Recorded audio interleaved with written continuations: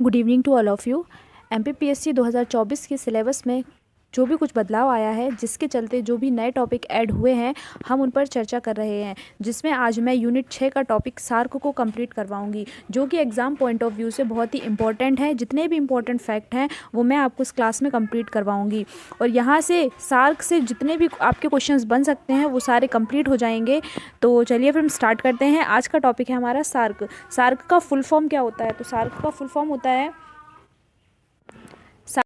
Form होता है south Asian associations for regional corporation, यानी कि दक्षिणी एशियाई क्षेत्रीय सहयोग संगठन।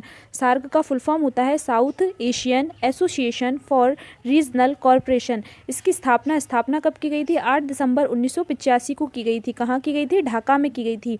जब इसकी स्थापना की गई तो ढाका में की गई, लेकिन अभी वर्तमान में इसका सचिवालय कहाँ है? तो काठमांडू में, जो कि नेपाल में आता है। ढाका बांग्लादेश में आता है। राजभाषा कैसी है? यहाँ की राजभाषा अंग्रेजी है।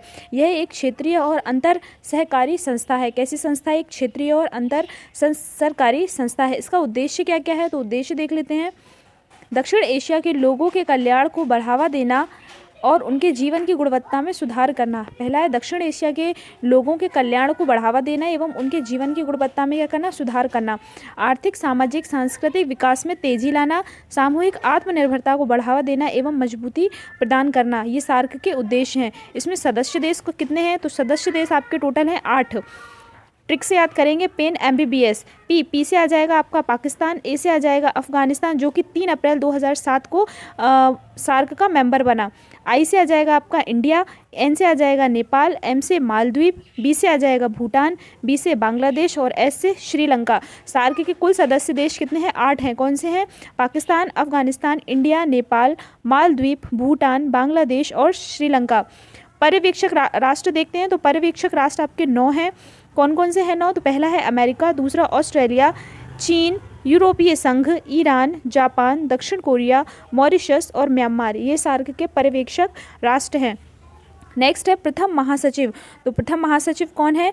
अबुल हसन। सार्क के पहले महासचिव कौन बने थे? तो अबुल हसन बने थे। वर्तमान महासचिव कौन है? तो एशला रूबॉन बैराकून। कौन है? एशला रूबॉन बैराकून, जो कि वर्तमान में है।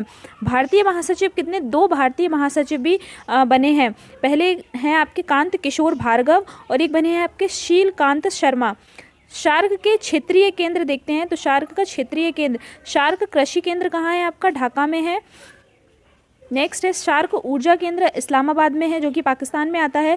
सार्क की सांस्कृतिक केंद्र आपका कोलंबो में है, श्रीलंका में आता है। शार्क टीबी एवं एड्स केंद्र काठमांडू में है, जो कि नेपाल में है। शार्क आपदा प्रबंधन केंद्र नई दिल्ली में है। शार्क कृषि केंद्र ढाका में, शार्क ऊर्जा केंद्र इस्लामाबाद में, शार्क सांस्कृतिक केंद्र कोलंबो में, शार्क टीबी एवं एड्स केंद्र काठमांडू में, शार्क आपदा प्रबंधन केंद्र नई दिल्ली में। सार्क के महत्वपूर्ण सम्मेलन देख लेते हैं। तो पहला सम्मेलन आपका ढाका में किया गया था, जो कि 1985 में किया गया। सेकंड सम्मेलन आपका 16 से 17 नवंबर 1986 को किया गया। भारत में किया गया। भारत में कहाँ? बेंगलोर में किया गया। ये बहुत ही इंपॉर्टेंट हो जाता है कि सार्क का दूसरा सम्मेलन कहाँ किया गया, क्योंकि ये भारत में किया गया था। भारत में किस जगह किया गया? तो बेंगलोर में किया गया था। 18वां सम्मेलन नवंबर 2014 में काठमांडू नेपाल में किया गया था। 19वां सम्मेलन 2016 में होना था। कहाँ पर? इस्लामाबाद पाकिस्तान में होना था, लेकिन उरी हमले के चलते यह सम्मेलन रद्द कर दिया गया था। नेक्स्ट आएगा साफ्टा। साफ्टा का फुल फॉर्म होता है south Asian free trade area, यानी कि दक्षिणी एशियाई मुक्त व्यापार क्षेत्र। इसकी स्थापना 2006 में जेनेवा में की गई। इसका उद्देश्य क्या है? उद्देश्य है सार्क के सदस्यों के बीच अंतर्राज्यीय व्यापार को बढ़ावा देने के लिए शुल्कों को कम करना। साफ्टा का उद्देश्य है सार्क सदस्यों के बीच अंतर्राज्यीय व्यापार को बढ़ावा देने के लिए शुल्कों को कम करना। इसके सदस्य देश जो भी सार्क के मेंबर हैं वही साफ्टा के मेंबर होते हैं, यानी कि 8 मेंबर जो सार्क के हैं वही साफ्टा के मेंबर होंगे। सार्क सैटेलाइट लॉन्च की गई थी 2017 में। सार्क सैटेलाइट लॉन्च की गई थी। मैंने आपको इस क्लास में जितने भी इंपॉर्टेंट फैक्ट हैं सार्क के वो सारे कंप्लीट कराए हैं। अगर आपको ये सेशन पसंद आता है तो हमारे चैनल को लाइक और सब्सक्राइब ज़रूर करें। Thank you.